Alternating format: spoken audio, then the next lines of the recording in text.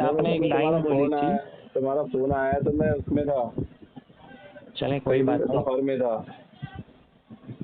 کوئی بات نہیں. آپ نے ایک لائن بولی تھی انور بھائی سے بات کرتے ہوئے کہ 3 دن والے ایام قربانی کے جو 3 دن والے آپ کے ساتھ ہیں, 4 دن والے ہمارے ساتھ ہیں.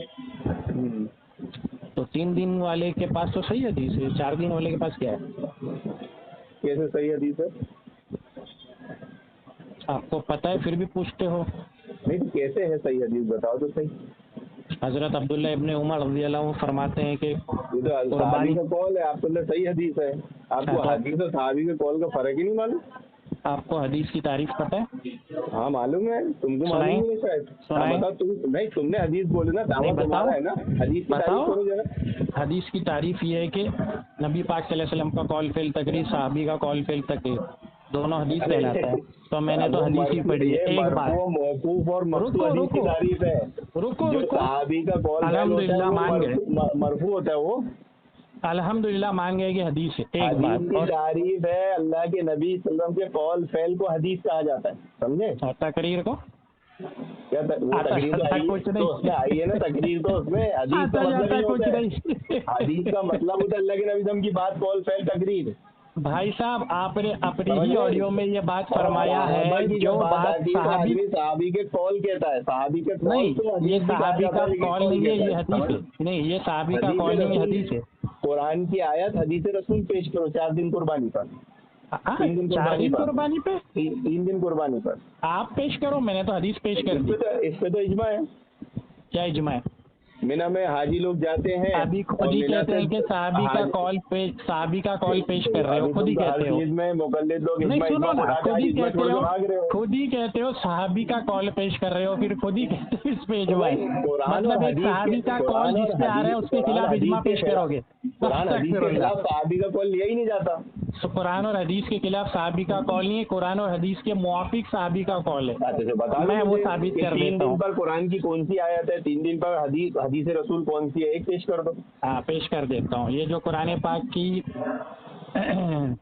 ایام معلومات والی جو آیت ہے, سورہ حج کی آیت نمبر 28 ہے کہ اس دن جو ہے, ایک سیکنڈ میں پڑھ کے سناتا ہوں ٹرانسلیشن.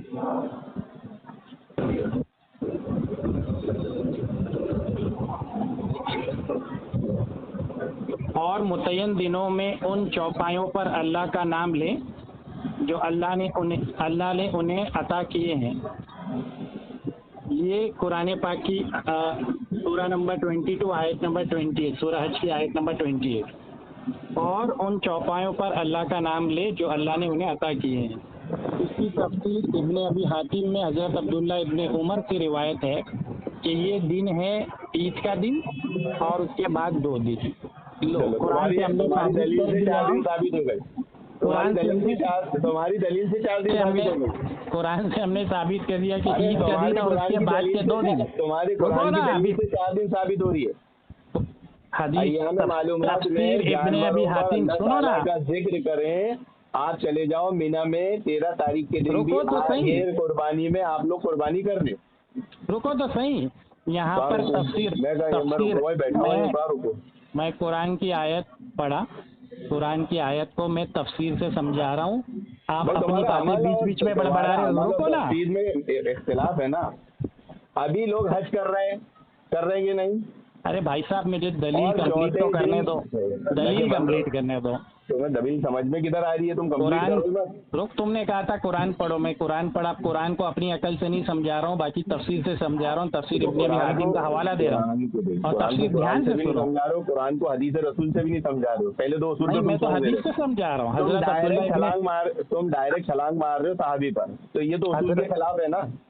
حضرت عبداللہ, میں بتاتا ہوں نا کیسے اصول کے موافق ہے. حضرت عبداللہ ابن قرآن عمر, سمجھنے کو اصول ہی نہیں معلوم نا. قرآن کو قرآن کی آیت سے سمجھا جاتا ہے, قرآن کو صحابی سے سمجھا جاتا ہے. تمہیں ہی نہیں پتا کہ اصول تفسیر پڑھ کے آؤ. پہلے اصول تفسیر پڑھ کے آؤ.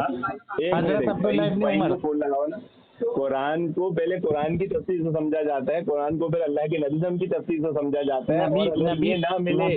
یہ نہ ملے تب صحابی کو لیا جاتا ہے, پھر یہ بھی نہ ملے تب تبع تابعی کو لیا جاتا ہے. تو جب قرآن سے ہی ثابت ہے کہ تم ایام معلومات ایام معدودات 2 دن گزار کر جا سکتے ہو مینا سے، تو تمہارا کوئی آدمی 11 تاریخ کو جاتا ہے مینا سے؟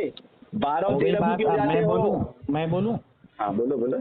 قرآن پاک کو ہم صحابہ سے سمجھتے ہیں، کیونکہ صحابہ نے قرآن پاک کو نبی پاک، ابھی بڑبڑ کیوں کر رہے ہو؟ صحابہ نے نبی پاک صلی اللہ علیہ وسلم سے سمجھا ہے، قرآن پاک کو نبی پاک صلی اللہ علیہ وسلم سے صحابہ نے سمجھا ہے، صحابی سمجھا ہے۔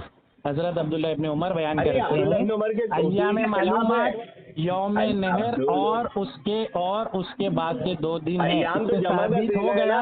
ارے ایام تو جمع کا صیغہ ہے نا، اس لیے تو 3 دن ہوئے، نا میرے بھائی، جمع کا سیگا ہے۔